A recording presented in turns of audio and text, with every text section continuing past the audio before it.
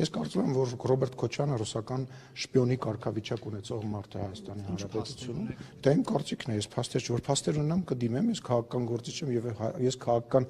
հայտարարություն անելու ազատություն ունեմ։ Նա ռուսական շահերը հետապնդող եւ միայն այդ ուղղությամբ ծառայություն մատուցող քաղաքական գործիչ է գնալ։ Քաղաքական հայտարարության անվան տակ կարելի է ինչ ուզել ասի, պարոն Սիմոնյան։ Ես տեսնում եմ այն գործունեությունը, այն տեքստերը եւ այն հայտարարությունները, որոնք արվում են իր կողմից, եւ դա իմ քաղաքական գնահատականն է, որ երբ որ դու հայտարարություն ես անում, որը կատարյալ ձևով համընկնում է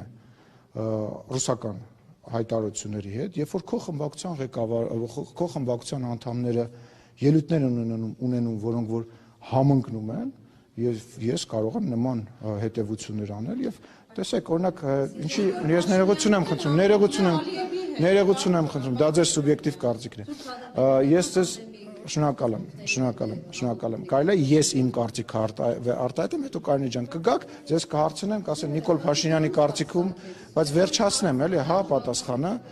եւ նաեւ գաղտնիք չէ, օրինակ Ռոբերտ Քոչյանի կողմից սատարված եւ Ռոբերտ Քոչյանին քաղաքական առաջնորդ համարող Գյումրիի քաղաքապետը հայտարարում է, որ ինքը տեսնում է Հայաստանը, Ռուսաստան, Բելարուս միութենական կազմի մեջ եւ սենց բազմաթիվ օրինակներ կան, որը որ ինձ թույլ է տալիս նման պնդում անել